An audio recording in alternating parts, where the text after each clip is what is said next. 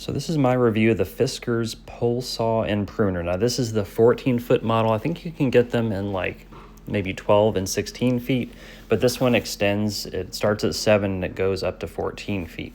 So that's all I needed for my projects. And this is the pulley portion. Now when you pull this part, and blade is going to come out of the bottom and cut the actual branch. And I'll show you how to use that. It does have a nice handle at the bottom so you can pull this. But the branch sits in this little hole and you pull it and the blade actually comes from underneath and cuts it. I think that is a really nice design.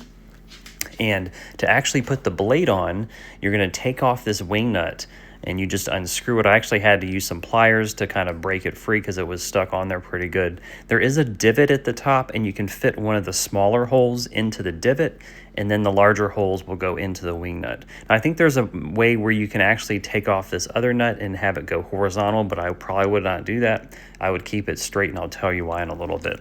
The actual saw design, I really like it because it's curved and it makes it a lot easier to saw through branches. Now you just put the wing nut back on and this is what it's going to look like. The saw is going to be the opposite side of the pulley system. Now to expand this, you're going to take off this little cuff or just pop it open and that's what locks it into place, and you're going to press this orange button and then pull the pole out. There's little stops. It'll stop every maybe 3 feet or so, and this is what we have extended it to. Now I have some branches up top that they're hard to get to even with a ladder just because it's on a slope, and that would cause a lot of problems, especially with a ladder. So I decided to try out this pole saw. Now you can see I'm getting some success with the pulley system. It takes a little bit to get used to because you kind of put this over the branch and then sit it on the branch, pull some pressure down, and then pull and keep constant pressure on that pulley. You may have to do it once or twice. So you may have to give it a pull and then give it another pull before it actually cuts through it.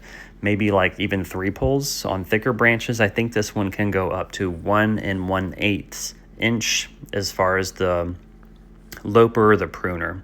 Now I would recommend pruning first before you go to the saw. If you can, depending on the size of the branch, it's going to be a lot easier and quicker. So you can see me just knocking down a few of these, and this is a lot easier, guys, than paying someone hundreds of dollars to get these branches, especially if you're able to get to them. They're within 14 to 17 feet where you can get to them with this pruner and saw. So this is a lot easier. We were driving our car up and they were rubbing on these branches and I didn't want that to be an issue any longer, so I went ahead and picked this up. So these are some of the branches that did fall down. We got these down. They're not super huge. I think one of them was about 1 1/4 inch or 1 1/8 of an inch, and this is what it looks like when you put it on the actual branch. So you sit it on the branch like this, and then this pulley, you're going to go ahead and give it a pull and pull pretty hard in order to cut through it. So you can see this one cut through pretty easily. Sometimes you'll have to give it a pull once or twice to have it go all the way through. And this is a bigger branch that I had to kind of pull down on since the shear on that branch. So you got the pulley system on one end. This is how you do the cutting or the sawing. You're just going to kind of saw in this motion. You're going to have 2 hands. It's kind of hard for me to do because I had one hand on the camera, one hand on the actual tool. And this is the cut on a larger branch right here. And that I actually used the pruner on. I was actually impressed with that one. But this one is fully extended.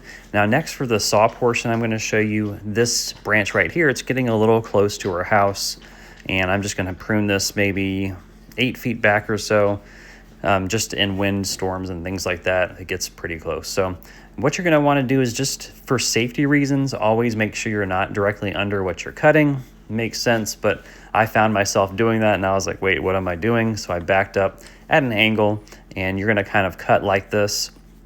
It takes a lot less time than you would think to cut because of the curvature of the blade.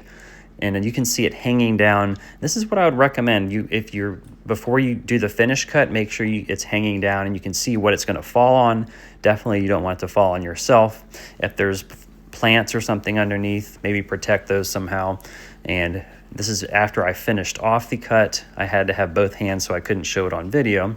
But definitely would recommend this tool, guys. It's a great addition if you need to do some pruning, things that are out of reach because you don't want to be on a ladder pruning, and you might fall off and hurt yourself.